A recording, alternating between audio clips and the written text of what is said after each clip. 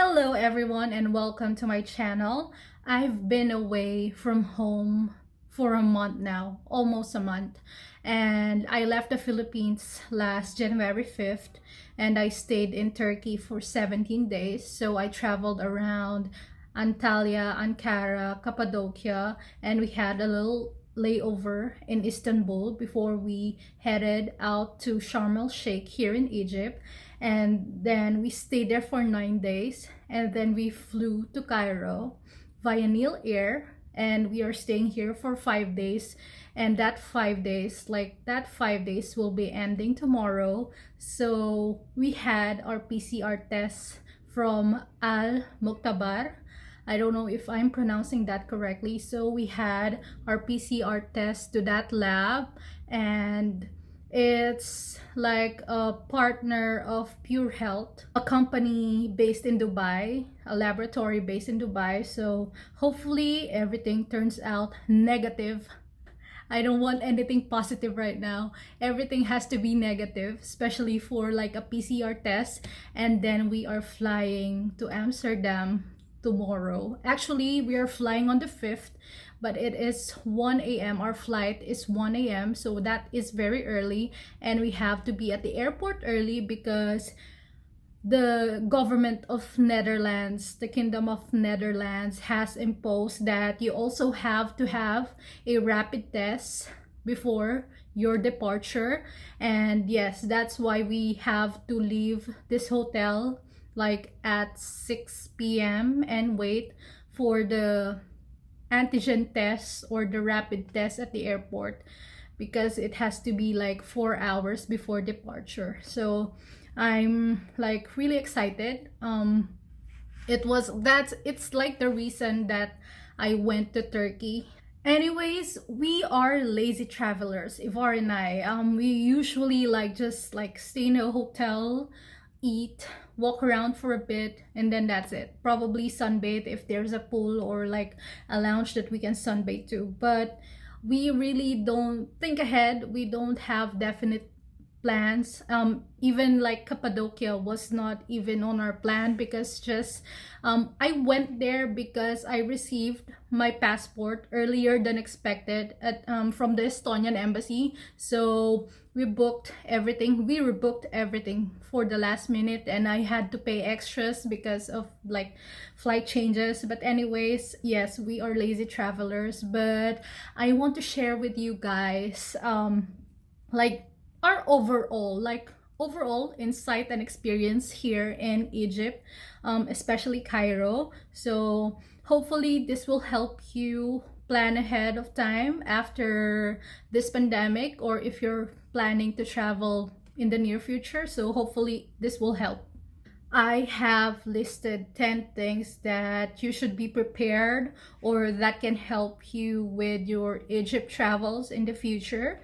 So first, I don't know about this, but you have to learn basic Arabic, especially numbers. I've noticed that not every thing is translated here in like alphabet letters or English. So you have to like learn basic Arabic if you go here. Second, if you are traveling here, you really need a SIM card. So buy a SIM card at the airport, and you can choose between Vodafone, Etisalat, or Orange. So I chose the latter. I chose Orange, and I paid $10 for a 16 gigabytes of data.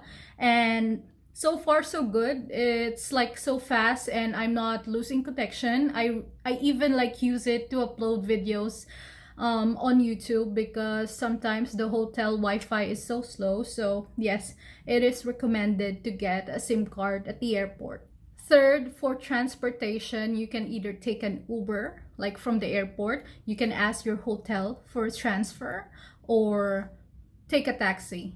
Like not everywhere in Egypt there is an Uber, so it's either you take a taxi or a public transportation, or ask your hotel for transfer. So if you're in Cairo, there is an Uber here, and I highly recommend using Uber instead of taxi, so you can avoid the hassle of haggling with the taxi drivers, especially like on like our experience. Ivar forgot his phone in the Uber car that we rode from the airport. So it was really helpful for us that we chose Uber rather than taking a taxi, because if we took a taxi, he will not even see his phone at all anymore. If you are going to Cairo, I suggest that you stay in downtown or center of Cairo. For us, we are currently staying at the Grand Nile Tower Hotel. It is a five-star hotel that is located at like perfectly located at the Nile River. Like in this room, we have a Nile River for a view. I can't show you the room right now because it's kind of messy. We didn't ask the housekeeper to clean it because we're leaving tomorrow anyway. So there's no point of like tiring someone. But anyways, I'm going to flash a photo of our room. It is just a standard room. We didn't have any breakfast, but we kind of shopped. But yeah, so it has a pool, it has a revolving restaurant, it has a nightclub that we didn't see, also a food court or shops that we didn't see.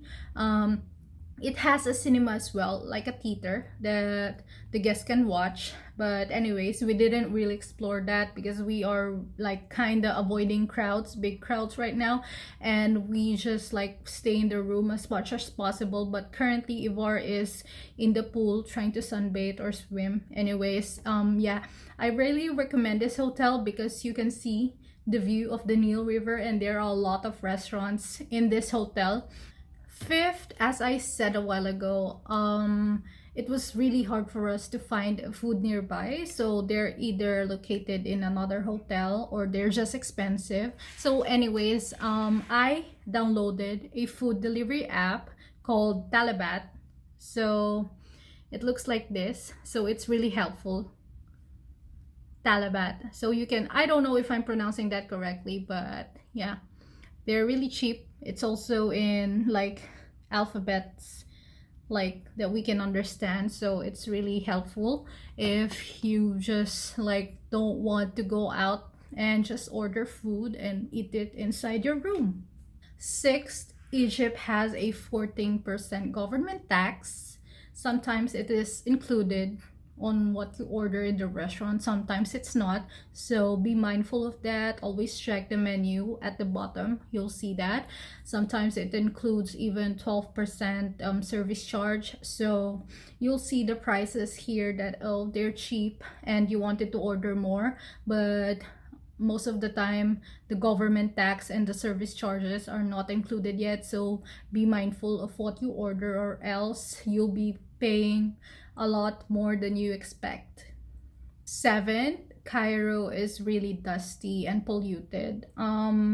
If there is no COVID or there's no pandemic going around, it is really helpful. It is still helpful to wear a face mask because I myself are having allergy attacks here. So if you're allergic to dust or like dirt, please bring your antihistamines or medications because it's really dusty here. So I've been having some allergy attacks since like the moment that we got here, and luckily I'm bringing my antihistamine, and yeah, it's really polluted.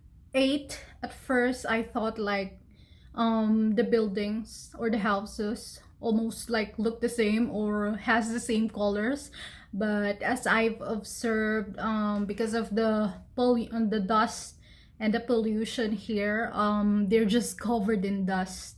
So like most of them are really like different from each other. They don't have the same color, but they're mostly covered in dust. Cars are covered in dust. I don't think like there's any point of having your car washed here, to be honest, because it's really polluted. I think like it's just gonna like the colors of the buildings will be like visible if there is like a rain in Cairo. But yeah, you'll see and you'll feel that this city is kind of lonely and gloomy, but it's not.